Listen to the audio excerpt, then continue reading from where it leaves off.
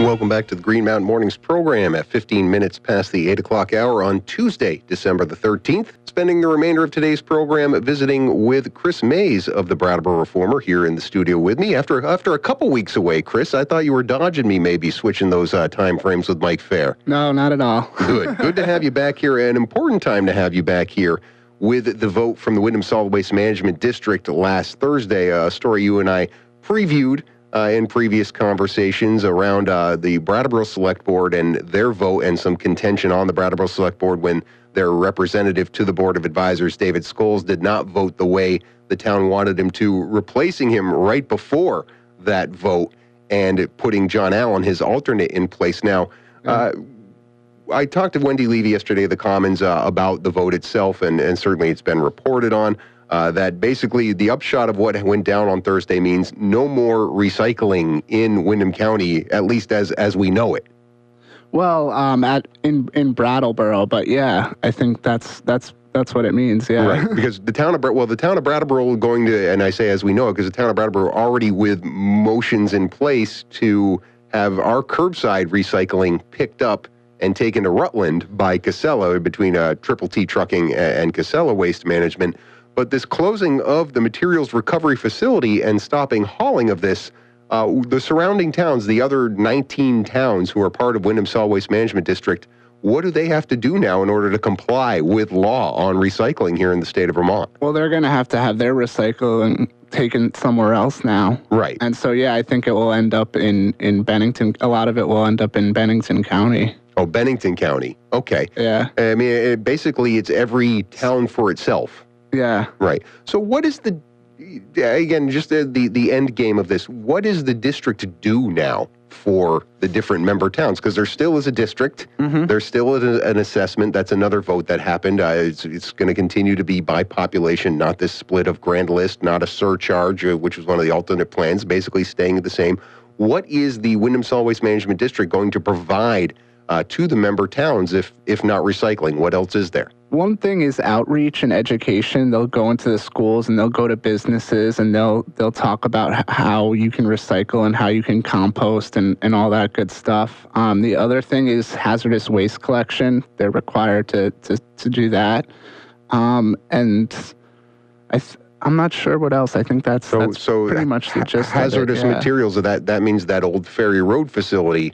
That's where people dropped those off in the past. So they'll still be maintaining a facility up there, just not the full complement of services. And I think their idea is to create a bigger composting program because a lot of the businesses are going to be required to get rid of their food scraps under the Vermont, universal recycling law. Yeah.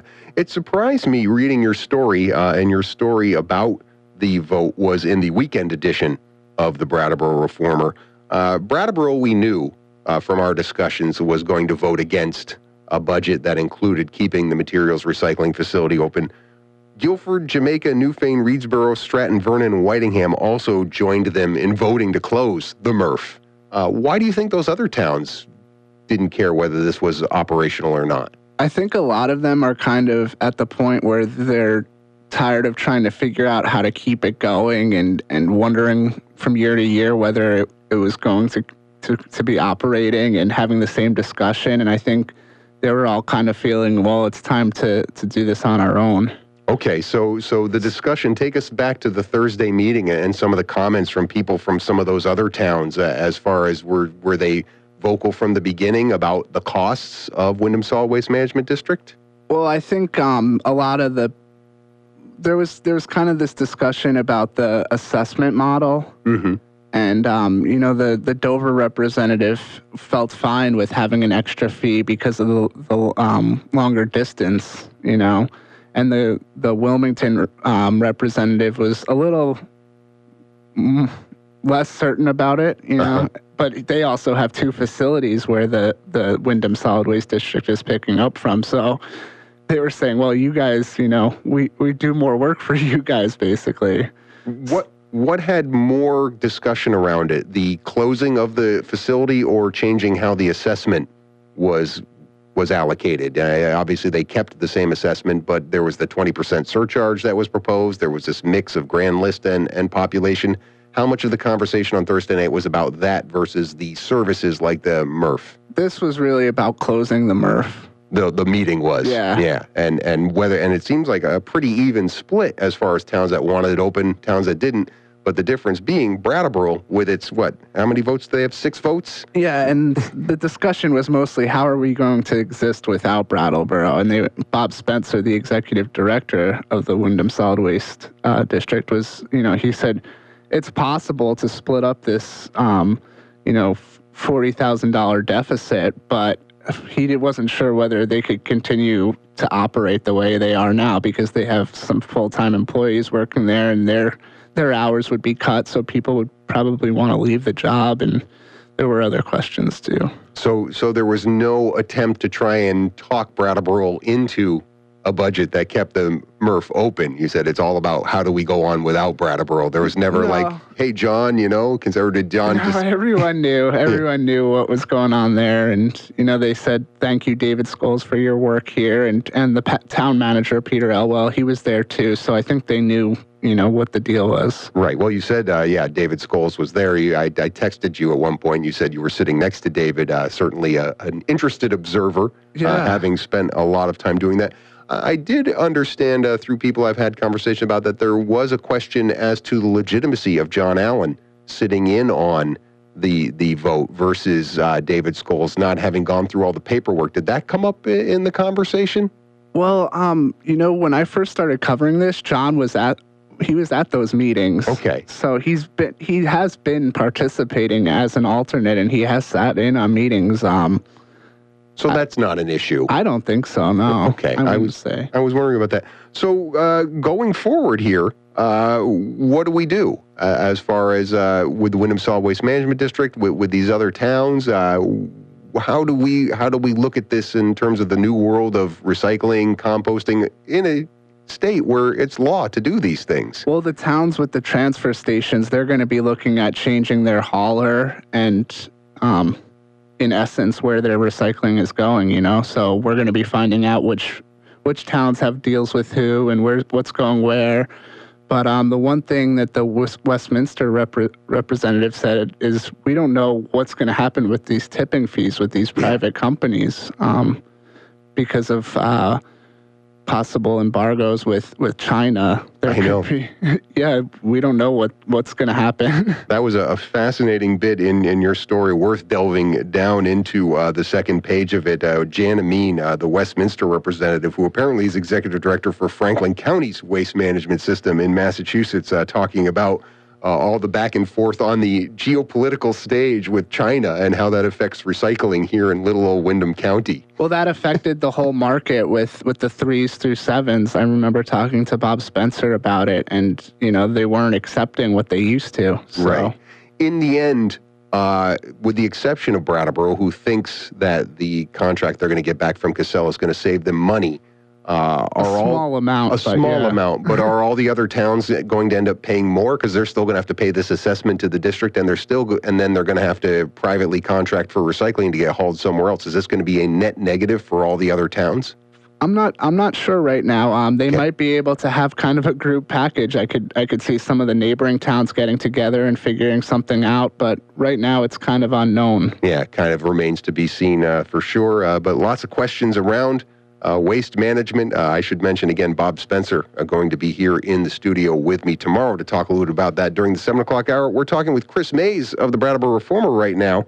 You can find his writing on reformer.com as well as in the pages of your hometown daily newspaper. Back with more after the Bottom of the Hour news break. Yeah, a little taste of the Rolling Stones' Blue and Lonesome album here at 21 minutes before 9 o'clock hour. Chris Mays of the Brattleboro Reformer and I just waxing rhapsodic about that new Stones album. You're a fan of the blues, huh, Chris? Yeah, I am. We play a few of those songs with my friends. And see, I didn't think young cats like you, still looked back at that old pantheon of blues songs. But I guess if you're a musician, this is kind of probably how you learned to play the guitar, with some of those chord progressions in the blues. Yeah, a little bit. Good stuff. So which ones do you play? What? From that album, you said you and the band. Not yet. Oh, not we're yet. We're gonna talk about it. All right. I have 2 different groups that are interested in playing songs off that one. All right. Well, we'll have to check in on Eclectic Telescope. That's the name of your band, right? Another time. lots of stories to get to from the past week that you've been writing about in the Brattleboro Forum. We talked a little about that Windham Solid Waste Management District vote and the precursor at last Tuesday's Select Board meeting in the town of Brattleboro, where they removed David Scholes from the Board of Advisors and then put his alternate John Allen in place for Thursday's vote. That was one of many contentious issues that were raised during last Tuesday's Select Board meeting. It just seemed like one after another, different entities that the board had axes to grind with were coming up for review. The downtown... Yeah. Actually, after the meeting, I ran into two of the board members, and they said, yeah, you're going to have a lot to write about, right? I was like, yeah. So let's see, the story you wrote about Friday about the Downtown Business Alliance budget and some of the concerns there. Now, there's always been this, even going back to when it was Building a Better Brattleboro, and before you were probably covering the town of Brattleboro, but there's always been this kind of difficult relationship between this entity and the town. Why do you think that is? It's because of town money, I would assume. Yeah, it's, I guess, just when you're talking about money and funding and budgeting, there's always kind of a microscope on it. So there was a specific line item in the budget that the Downtown Business Alliance was requesting from the town that at least, if not the whole board, the chair, David Gartenstein, had a problem with. Yeah, it was a $15,000 line item in a $75,000 budget that was for Parks and Plazas, which is this downtown park they're trying to create in the Harmony lot. Right. Now, is that the entire budget for the Downtown Business Alliance, or is that just what they get from the town? They get money from other sources, right? Dues of the businesses that are participants and things like that? Yeah, I think there's some other money that comes into it. Okay, so when David Gartenstein asks about the separate of the public interest with this Harmony lot space versus the whole public-private partnership that is the Downtown Business Alliance, he is, I think he's got some legs to stand on as far as saying, is this really what we should be contributing towards? I don't know how they separate that out in terms of how they allocate. If they can say, well, okay, so your money from the town of Brattleboro isn't going to go towards this. I don't know if there was discussion to that effect last Tuesday. No, this is the money that's going to be raised by taxpayers within that downtown improvement district. Right. And the taxpayers are? The people in that district, so they're businesses. Is it? I was wondering if it was business or it was also, well, I guess tenants of apartments, they might have to pay it based on their rent getting raised from the property owners, right? Are the property owners of those buildings part of the Downtown Business Alliance, or just the businesses who inhabit those buildings? I'm not 100% sure on that. Yeah, that would be an interesting thing to know as far as with this discussion. But how did they resolve this in the end? Did they approve the entire amount? Yeah, they did. David Gartenstein voted against it. Kate O'Connor abstained because she's the executive director of the Chamber of Commerce. But yeah, they approved it. You have Dick DeGray, who used to be part of back when it was Building a Better Brattleboro, I believe, he was part of that entity, and now he's a member of the board. Did he have any concerns about this Harmony lot? Did he say anything? Well, he was treasurer of the DBA up until he got onto the select board, and then he took kind of he's not as involved now. Right, but he voted in favor of the full money, including the money for this Harmony lot space. Yeah. Yeah. What do they plan to do with this Harmony lot space that David Gartenstein thinks isn't in the public interest? Well, they're going to create a park, and it's mostly going to be a stage where they're going to have performances behind the Brooks house, and part of that is closing off the tunnel. Right. So there's always been kind of an issue with that whole thing because Gartenstein says, they didn't really come to the town about that, and would have been nice if the town were involved. Yeah, we've seen prior to this contention between Bob Stevens, one of the people who made the Brooks House what it is, and the town. Yeah, last year's budget meetings. Right, with regards to that cut through. But the folks from the Downtown Business Alliance argued that those concerts, interest, didn't they? Yeah, a lot of those performance groups are nonprofits. And it's open to everyone. It's not just for the downtown people in the downtown. So right, yeah. So Michelle Simpson-Siegel from the Downtown Business Alliance there with Alex Beck, and Jim Verzino, I think, even stepped in for a minute there to talk about the different things that they needed to do in that space. So what is the timeline? Did they give a sense of timeline about building this Harmony Place? I think they're just kind of fundraising right now, Okay. and they'd hope to do it sometime in the spring, maybe start building it, but I'm not sure on that right now. So, but the funding part of this, again, we as taxpayers are funding part of this construction of the Harmony Place now officially. Well, no, it's that's for promotional stuff. Oh, that I see. $15,000 is to book people, market it, and all that stuff. Okay, so it was specifically earmarked for promotional things, not for the construction of the space. No. And of course, it all has to be approved by the representatives at town meeting next March anyway. So yeah, and it would be by the people in that district. So. Right. So it's in the budget. It'd be something people can deliberate on. Another thing that is going to be in the budget that people are going to deliberate on, and you're working on a story about this for this week, but it was a decision made at last Tuesday's select board meeting having to do with SeVEDS, Southeastern Vermont Economic Development Strategies, a Brattleboro Development Credit Corporation initiative, really, although a lot of other entities involved in it. Once again, the town of Brattleboro feeling like, the way I get this, kind of like the Wyndham Solid Waste Management District, they feel that they're footing the bill because of the population more so than the other member towns. Was that your sense of the discussion last Tuesday? I think that's an accurate way of saying it, yeah. And it's also because the town feels they have some economic development programs in place that go to benefit the businesses. Yeah. Talk a little about the case that the board made. I thought that was really interesting. Well, they do give small business loans and grants, and they have different programs, tax stabilization stuff that helps businesses directly. That was kind of the argument there. Yeah. Kate O'Connor, I can't remember the figure that she pulled out, but the town has lent a lot of money to businesses of late. Yeah, you see them coming into the board meetings almost all the time. Yeah, to the point where I remember when it was Cultural Intrigue who was asking to get one of those small business loans. Dick DeGrach asking, do we need to define what a small business is when we're giving out $75,000 or those sorts of issues? But so the upshot of what they decided to do for SeVEDS was give them a smaller amount than what they requested. Yeah, SeVEDS is asking $3 a head in all the Wyndham County towns, and Brattleboro agreed to do a $2 a head figure. But now SeVEDS is going to go and try to petition this and get $3 onto the article at town meeting. Right. Now, last year, it was a similar situation, right? I remember they asked for $3 a head because all the other towns, right, who are participating in this give $3 a head, correct? Yeah, Yeah, Brattleboro's the only one who's talked them down to $2. Last year, did SeVEDS, did the folks from BDCC go out and try and petition the way they're going to do this year? They didn't petition last year, I don't believe, but they did talk about it. Bob Stevens talked about it at town meeting, I remember. Right. So but I don't think it ever rose to the level of an amendment to try and change the assessment at last year's town meeting. No, and I think there was this feeling when SeVEDS first started, because Brattleboro gave them a $50,000 grant to get things rolling. I think there was always this feeling like, maybe, we don't need, the $3 a head from them this year. But now I think it's kind of different because they're getting commitments from the other towns and they feel they need to. Yeah. Well, I mean, and I've had Laura Sibilia and other folks from the SeVEDS study group here on the program before. And I think, what Dick DeGray said to open that conversation about when are we going to start seeing a return on investment? I don't know.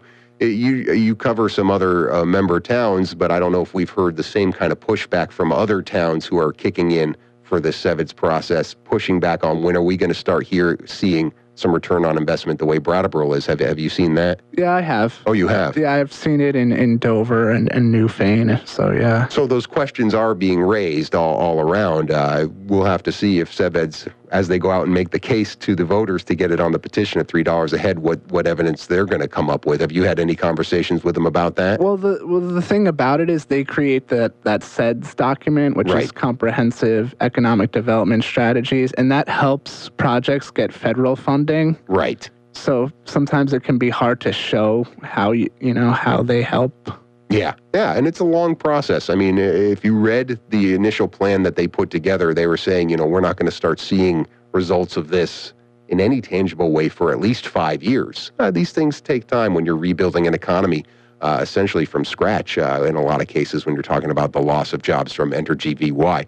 A lot of acronyms on today's show, right? SeVEDS and SeVEDS. Let's do one more acronym here to close out. ITV, Independent Television Film Festival. Didn't get a chance to talk to you about the news of them leaving the Deerfield Valley for Manchester, Vermont, because of the Thanksgiving holiday when this news came out. But I was glad to see you wrote a follow-up story on Wednesday about life in Dover after the ITV Fest, because the initial reaction from folks in Dover seemed like it didn't affect them one way or the other, that this festival that seemed to be building some momentum, seemed to be generating some revenue, was leaving. Why wasn't the folks that you spoke to in Dover concerned about losing this event? Well, they have some other ideas in mind, but nothing's going to replace it. That's the bottom line there. But I think there's groups there that are upset that ITV Fest is leaving, so they're kind of creating efforts to do something.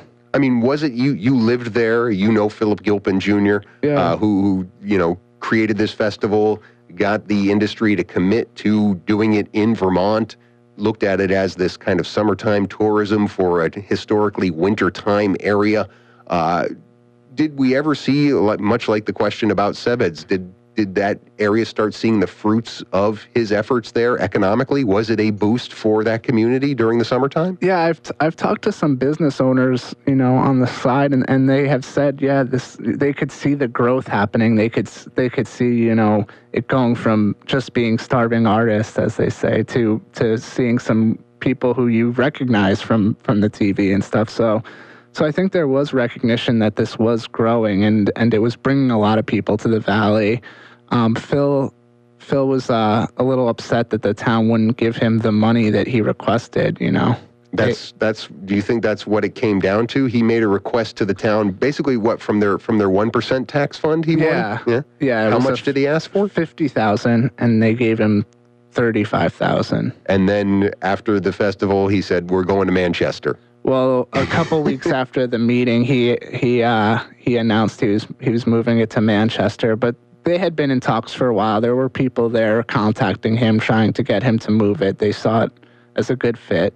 Yeah. What's the allure for him? What's a good fit for Manchester for the festival? Certainly the commerce for a New York border town like Manchester, I could see the draw for them. But what does ITV Fest get out of this, you think? Well, I think that they might get a little more money out of it and some more support. I think there might be more fundraising around it too, and they're going to start doing events for it a few months before the festival, right after the winter. I think they're going to start doing little promotional events over there. Yeah. They have a bit more of a downtown. I mean, it's not really a downtown in Manchester, Vermont, but with all the outlet stores and things like that, I can see them doing a little bit more critical mass sort of marketing in a way that Dover really couldn't, with it being so rural and spread out along the Route 100 corridor.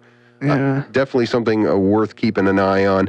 I know something else we'll all be keeping an eye on after today is the vote for withdrawal of Vernon from the town school district. That vote starts at 10 a.m. this morning. Is that your assignment, or is that Mike's? It's probably Mike's. Probably Mike's. What else are you working on this week? Well, I'm going to go get an update on the retreat farm. There's some construction going on over there, and they've got some plans that I'm interested to hear about. Well, the Route 30 plan, that was another part of the whole select board meeting that we didn't even get a chance to talk to today. Yeah. Always informative to have you here on the show, Chris. Appreciate your time this morning. Thanks for having me. Yes, indeed. Reformer.com, the online home for your hometown daily newspaper, and staff writer Chris Mays. Back to wrap up this edition of Green Mountain Mornings right after these messages.